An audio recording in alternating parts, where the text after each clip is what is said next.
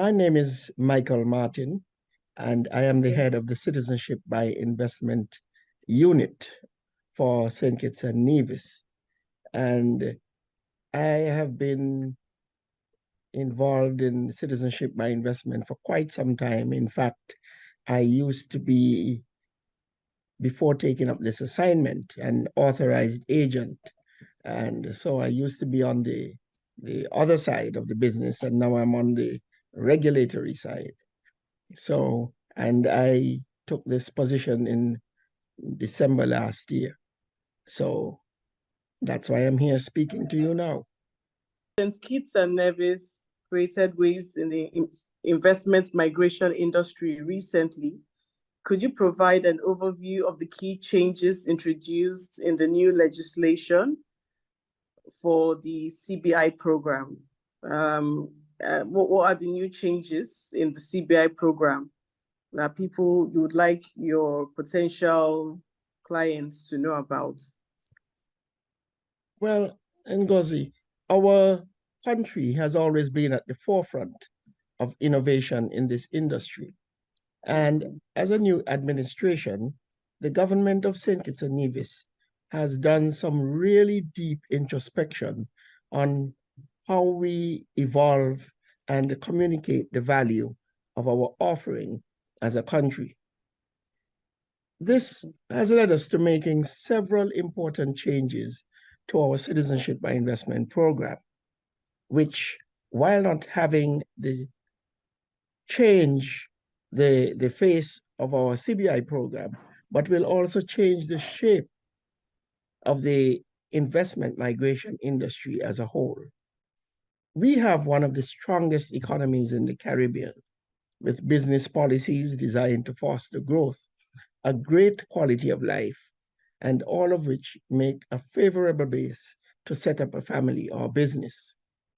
So the changes we made are aligned with the fact that it is truly a privilege to hold Kittitian and Nevisian citizenship. And we want to attract investors who understand and value that.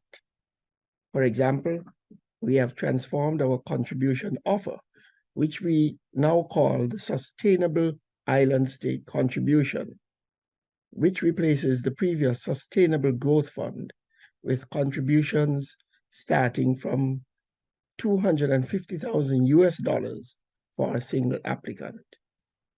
Investors contributing towards this option will be advancing their new country, their new home, St. Kitts and Nevis, into a sustainable island state.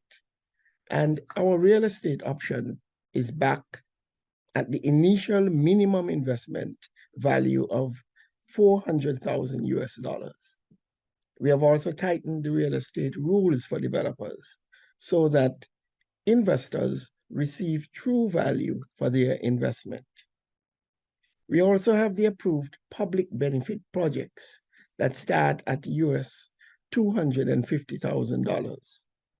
These projects are designed to maximize local employment, transfer technology, and build local capacity in the island through sustainable developments. So you see there's a thread running through there, a thread of sustainability in all of our options.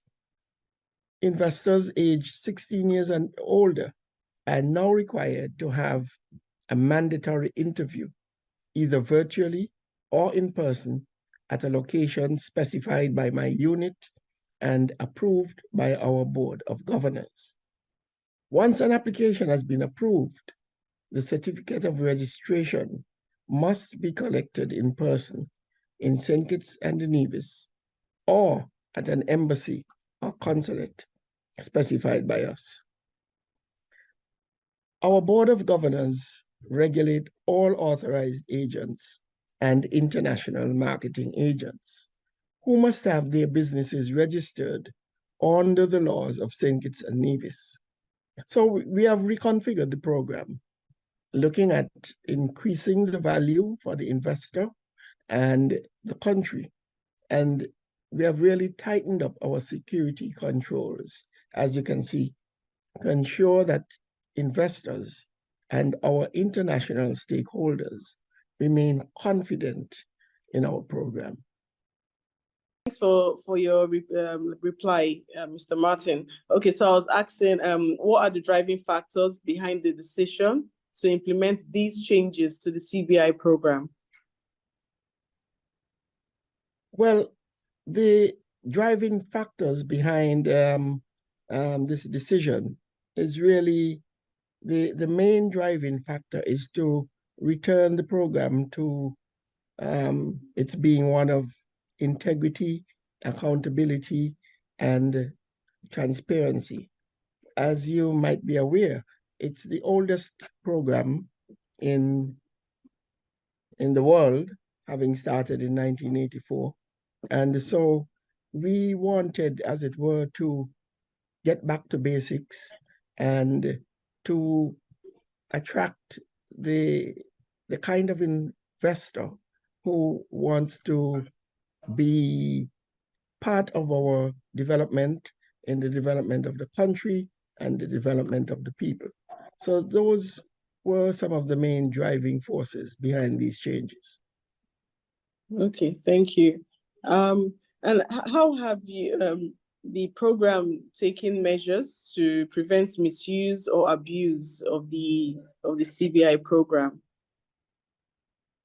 Well, one of the things that we have done is to introduce the mandatory interview. And all applicants, all main applicants, must take this mandatory interview as part of the due diligence process prior to approval in principle. We have also tightened the scope of eligibility of certain dependents who can be included in the application. The enactment into law of an official list of nationalities who are ineligible to apply for our program, that has also been done. And we have also implemented advertising restrictions for the program and the penalties for agents or promoters who act in breach of these restrictions. We have tightened the registration and licensing requirements for authorized agents and licensed promoters, our international marketing agents. And we have extended the processing time to facilitate the additional time required for conducting the mandatory interviews as part of the due diligence program. And in addition to that, there is also a requirement for in-person collection of the certificates of naturalization and the passports. All right, thank you very much for that. I'm just curious, how long does it take for the background checks to be done, the processing, and before one finally gets into the program, or gets the citizenship? What's the timeline? Sorry, so that our audience can have an idea. Our projected timeline is 120 days. Okay. Okay, that's quick enough. Okay, all right. Okay, so so how do you anticipate these legislative updates will positively impact the economy and the development of St. Kitts and Nevis? Well, what these new regulations are designed to do, they are designed to attract investors who want to engage and invest sustainably in the development of the country and of the people. And of course, that would redound to the benefit of the economy in general and to individuals and investors in particular. So these regulations are designed to ensure that there is a legislative environment in which those types of investors can operate and feel confident that they are making a positive contribution to the country. All right, thank you. I'm curious though, how many, do you have an idea of how many Nigerians, like roughly, since the program started, have been part of CBI? I can't tell you the exact number, but what I do know is that we have had strong representation in the program from Nigeria. And we have always had a very good relationship with Nigeria and Nigerians. In fact, we have quite a number of Nigerians studying here at our universities. So there is a strong relationship between us and Nigeria. And I foresee that it's going to grow from strength to strength. Yes, I agree. Okay, thank you for that. How has the feedback from stakeholders, both within St. Kitts and Nevis and from the international community, influenced the formulation of these legislations? But is this something you've answered already? Well, no, but I can elaborate on it. As you know, the investor migration industry has been under heavy scrutiny in the last few years. As a government, we have been proactive to respond to the inquiries of our international partners.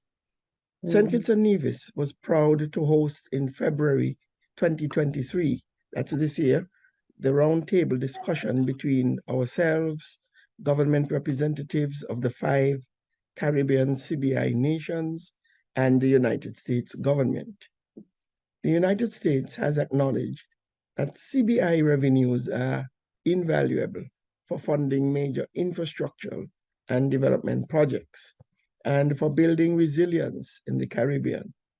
So in an effort to be collaborative, we have mutually agreed on 6 principles which all Caribbean citizenship by investment programs will implement to enhance and safeguard the security and integrity of the CBI programs.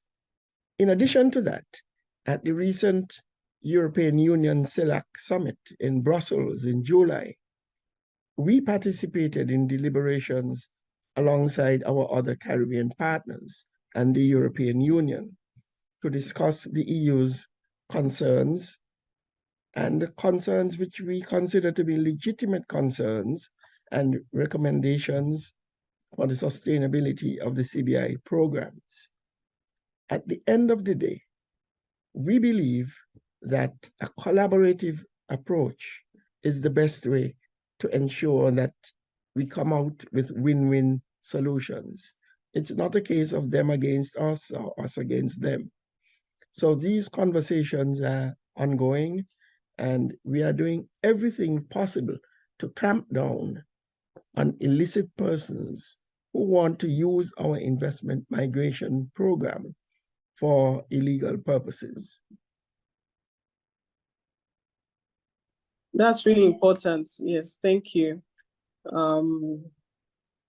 So I think, can you provide a timeline for the implementation of the new legislation and when applicants can expect to see the changes take effect?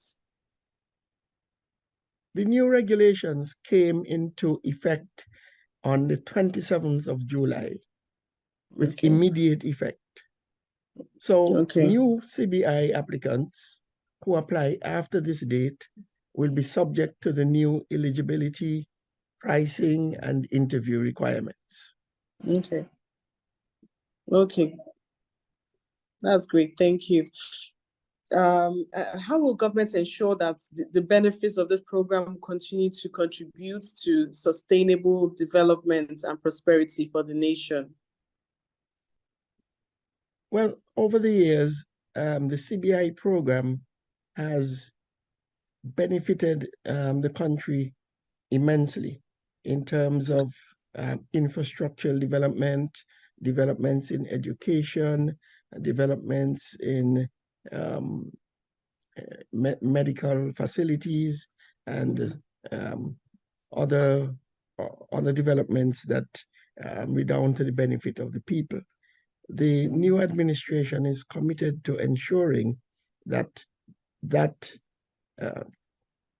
trend continues and that CBI funds are used in a sustainable way for the development of the country and the people.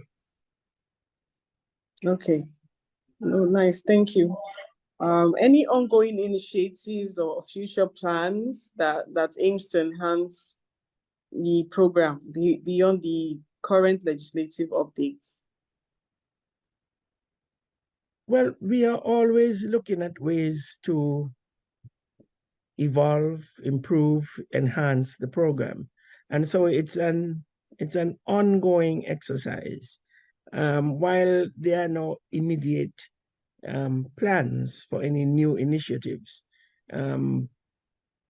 because it is an ongoing exercise, we will be looking at our program, monitoring it continually, and looking at it for ways in which we can always make improvements and enhancements. So that is our approach to the program. It's a continuing exercise, and we aim to ensure that our program is maintained as one of which we can be proud, and a program which attracts people who would be proud to be called a citizen of St. Kitts and Nevis. Okay, all right, thanks. So lastly, what message would you like to convey to prospective applicants who are considering applying for this program under the new legislative framework? Well, what I would like to say to prospective applicants is that St. Kitts and Nevis is open for business. We welcome investors who want to be part of the development of the country and of the people, investors who want to engage in a positive, sustainable way, and who also would have the privilege of obtaining citizenship of St. Kitts and Nevis. The citizenship of St. Kitts and Nevis is indeed a privilege, and that is why we have made these new regulations to ensure that it continues to be that way. And so we welcome new applicants, discerning applicants who want to be part of St. Kitts and Nevis and who want to be called citizens of St. Kitts and Nevis. All right, thank you. I just thought of one question now. What other countries would a St. Kitts and Nevis passport holder be able to travel to or be able to move around freely to?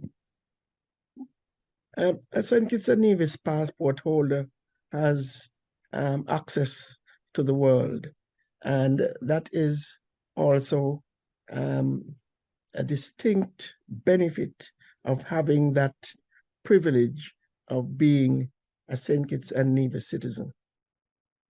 Thank you. I think we're done. We're done. I think you said a lot that can convince any potential applicants to want to give this a try. Like I said earlier, I believe a lot of Nigerians are interested in relocation, immigration, getting new citizenships and all of that. So I believe this would influence them and motivate them. So thank you very much. Thank you very much. Welcome. I think you Thank said you all. too. Yes. Thank you. Thank you very much. Thank you.